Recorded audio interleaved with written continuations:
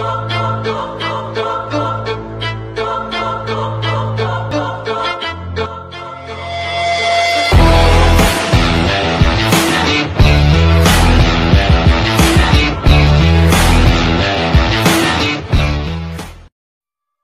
teman-teman, ketemu lagi di channel Panda Media Indonesia.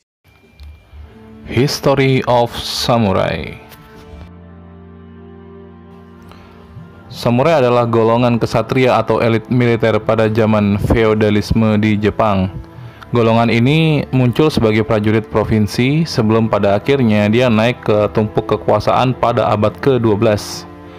Ketika Jepang mulai dikuasai oleh diktator yang dikenal sebagai shogun.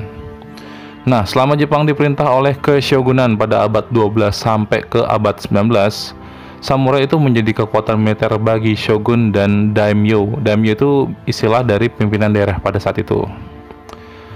Kemudian restorasi Meiji yang berlangsung antara 1868 sampai 1869 tidak hanya mengakhiri keshogunan di Jepang, tetapi juga mendominasi samurai.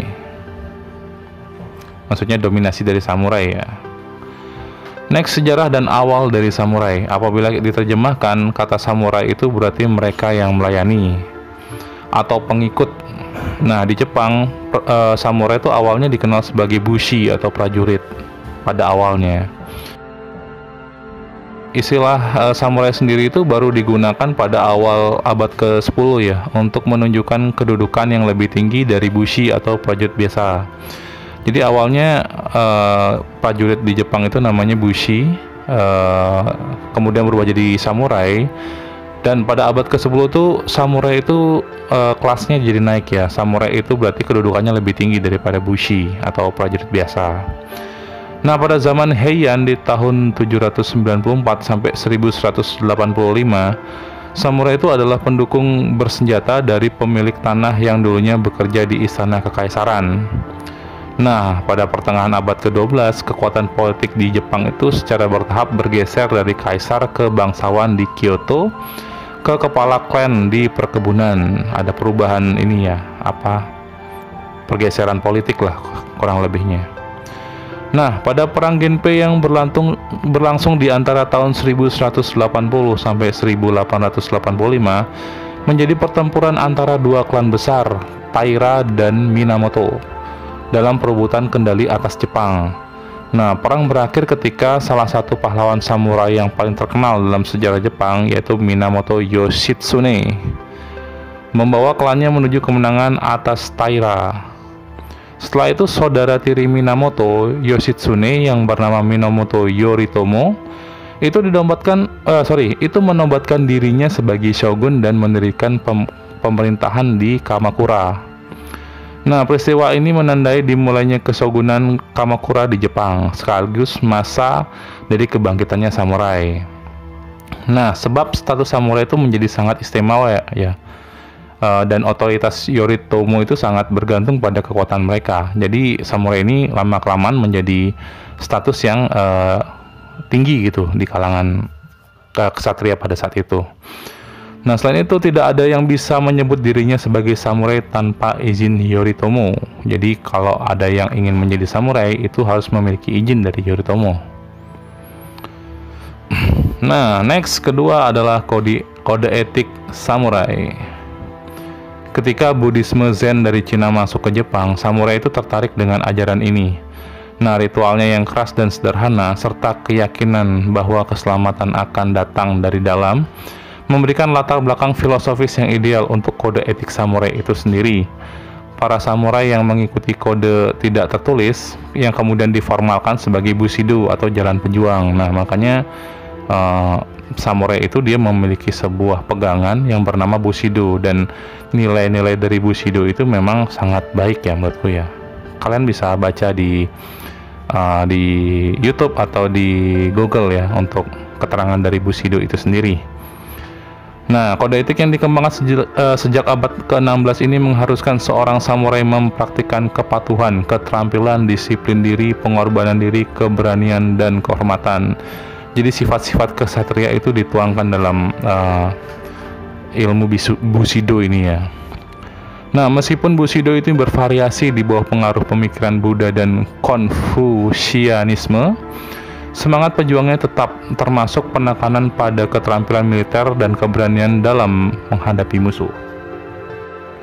Nah, Bushido juga menekankan pada berhemat, kebaikan, kejujuran, dan kepedulian terhadap anggota keluarga, terutama orang yang lebih tua. Jadi, nilai-nilai dalam Bushido ini sangat-sangat disiplin, murah hati, sederhana, dan hal-hal yang positif lah. Sebagai kesatria itu luar biasa ya, memiliki konsep seperti itu.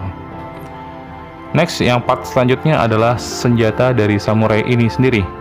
Samurai ini sebenarnya menggunakan berbagai macam senjata, tapi senjata utama mereka adalah pedang yang dikenal sebagai chokuto.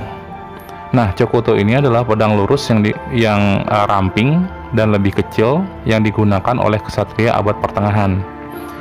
Nah, ketika teknik pembuatan pedang berkembang, samurai beralih ke pedang melengkung yang akhirnya berkembang menjadi katana. Jadi sebelum adanya katana, samurai ini menggunakan chokuto. Chokuto itu adalah pedang lurus yang ramping dan lebih kecil. Nah, sekarang berubah menjadi katana, itu pedang yang melengkung, dan itu menjadi senjata khas samurai sampai dengan sekarang. Sejak saat itu, pedang yang paling identik dengan samurai adalah katana, yang biasanya dibawa dengan daiso, yakni simbol yang digunakan secara eksklusif oleh kelas samurai. Nah, eratnya kehidupan seorang samurai dengan pedang bahkan membuat masyarakat kerap menyebut katana sebagai samurai. Ini banyak orang yang keliru ya, menyebut seorang samurai sebagai katana, padahal katana itu adalah pedangnya dari samurai. Next, pada zaman dahulu kehormatan samurai dikatakan berada di pedangnya. Begitu pula ketika mereka meninggal, jiwanya ada di katananya. Nah, pada tahun 1588, hak untuk bawa pedang ini dibatasin ya. Hanya untuk samurai yang menciptakan pemisah antara mereka dan kelas petani. Jadi di tahun 1588 ini petani udah nggak boleh lagi bawa senjata pedang ya. Jadi khusus samurai aja yang boleh membawa pedang. Kemudian samurai selama periode ini menjadikan manusia dua pedang, mengenakan pedang pendek dan pedang panjang sebagai tanda hak istimewa. Nah, selain katana, samurai juga sering menggunakan yumi atau kita kenal sebagai busur ya, anak panah gitu ya, dan yari atau tombak, dan tanegashima atau senjata api laras panjang yang muncul pada abad ke-16. Jadi setiap periode itu ya mengimprove lah seorang samurai untuk bisa menggunakan banyak senjata juga. Nah, part selanjutnya adalah samurai di bawah kesogunan Tokugawa. Pada awal abad ke-17, Jepang diperintah oleh Tokugawa Ieyasu yang membawa perdamaian dan kemakmuran di Jepang selama kurang lebih 250 tahun, luar biasa. Untuk pertama kalinya, samurai mengambil tanggung jawab untuk memerintah melalui cara sipil daripada melalui kekuatan militer. Mungkin di zaman sekarang seperti polisi ya. Bahkan banyak yang samurai yang dipaksa menjadi birokrat atau melakukan perdagangan. Ieyasu juga mengeluarkan titah di mana samurai diperintahkan untuk berlatih senjata secara setara dan belajar sopan sesuai dengan prinsip-prinsip Konfusianisme. Nah, keyakinan yang relatif konservatif ini dengan penekanannya pada kesetiaan dan kewajiban menjadi aliran yang dominan di kalangan samurai dan mengalahkan ajaran Zen itu sendiri. Namun kesejahteraan samurai sebenarnya menurun selama kesogunan Tokugawa. Next, part terakhir ya, pembubaran. Pada saat pertengahan abad ke-19, stabilitas rezim Tokugawa goyah karena berbagai macam faktor. Akibatnya muncul perlawanan termasuk dari samurai yang menyerukan pemulihan kekuasaan kekaisaran. Dan pada tahun 1866 meletuslah restorasi Meiji yang berhasil meruntuhkan feodalisme di Jepang, sekaligus menghilangkan hak-hak istimewa yang sebelumnya dimiliki samurai. Nah, ironisnya restorasi Meiji ini sebenarnya didukung oleh anggota samurai sendiri, yaitu Yoshida Shoin. Menjelang tahun 1880-an, penggunaan pedang mulai dilarang bagi siapapun kecuali tentara nasional. Jadi hanya tentara nasional yang diperbolehkan menggunakan pedang. Nah, pada kebijakan itu memicu munculnya pemberontakan dari para samurai, sementara sebagian lainnya memilih untuk bergabung dengan Black Dragon Society yang terkenal kejam. Nah, itulah sekilas dari awal hingga pembubaran samurai. Aku mungkin bakal ngebuat video tentang Bushido dan hal-hal lain mengenai samurai di video mendatang.